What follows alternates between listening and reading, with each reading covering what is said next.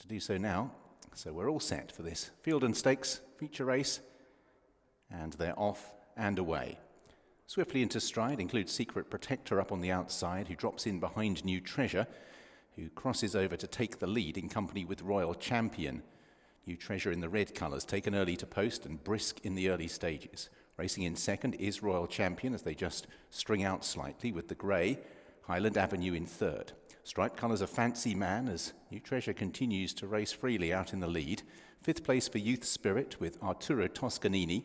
Having jumped well, Secret Protector is now back in seventh place in the blue colours. Gentleman Joe is towards the back of the 8-strong field. That field being headed by New Treasure through the first 3 furlongs has crossed over to the running rail, and Royal Champion Andrea Azzini has just moved one off the fence as a result. About a length and a half between the pair, with Fancy Man on the inside of the grey Highland Avenue in third and fourth places.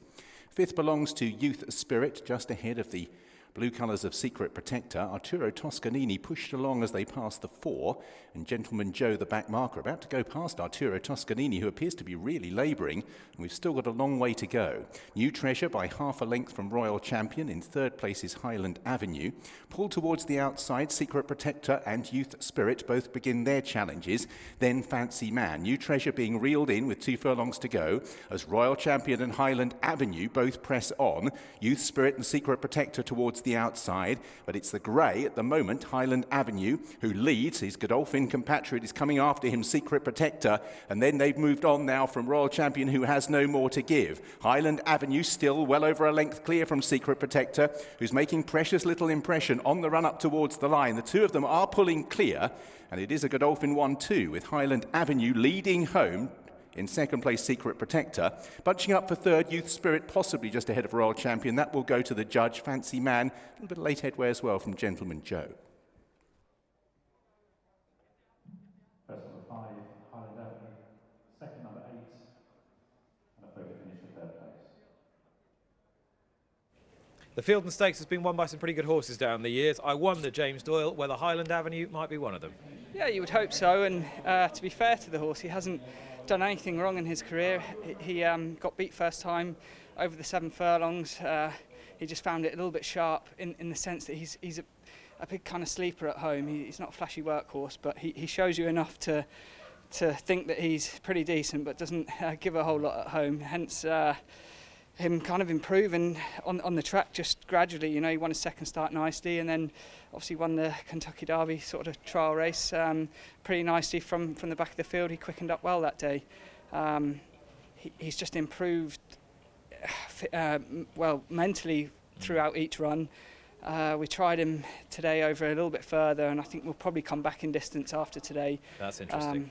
He surprised me how well he kind of travelled. He's been behind the bridle slightly in his races, but he popped out well today, travelled strongly, and when I asked him a question down to the 2, he responded a bit sharper than I thought he would do, and it was a long way that last half a furlong, so I think we'll possibly come back to a mile. That's interesting. It's a lovely thing about this race. You can go either way, so you think your chap come back to a mile, looking at Williams' horse, the runner-up Secret Protector. Did you always think he was your biggest danger? Well, it's always hard to tell, isn't it, at this early stage? You know, you have all sorts of form coming to the table, and then a few unexposed horses like myself and William were on. So, you know, we were pretty hopeful that their work at home has been decent. Obviously, William's horse had a nice time out in Dubai, and he came back in good shape. He won his only start there pretty nicely, and he certainly looks to be more of a stayer than our fella. You've got Labarosa in the Craven 48 hours from now as well, against Master of the Seas. Another 2 strong contenders potentially for classics. Yeah, absolutely. I mean, Master of the Seas form is pretty good on the July course, and obviously suffered an injury, albeit running very well over in Ireland. And his start in Dubai was we kind of had to get a run into him. He was getting pretty full of himself and quite fresh out there, so we kind of forced our hand just to run him to settle him down. A similar sort of thing what Charlie did with Massar a few years back. So they're both nice horses. Labarosa hasn't done a lot wrong. He ran on really deep ground back end over in France in a Group 1 out there, and just really struggled on the deep surface, and he wasn't in the greatest sort of shape going into that, so he's bounced back very well. He's training well, and yeah, it's pretty exciting too. Nice horses, hopefully. Yeah, but this horse today, unflashily, just starting to edge his way into the picture, isn't he? He is indeed, and interesting speaking to Charlie there. He said, I think we'll just take our time with him. I don't think he's probably not quite ready to jump into a really sort of decent spot just yet. So we'll take our time with him and just treat him like a sort of mid to late end prospect and just let him do. But I think he'll come on massively for that race again today. And like I say, he's improved with each start, and there's no reason why he won't do that again. Looking forward to seeing him again. James, thanks so much. Thank you. Cheers. Thanks.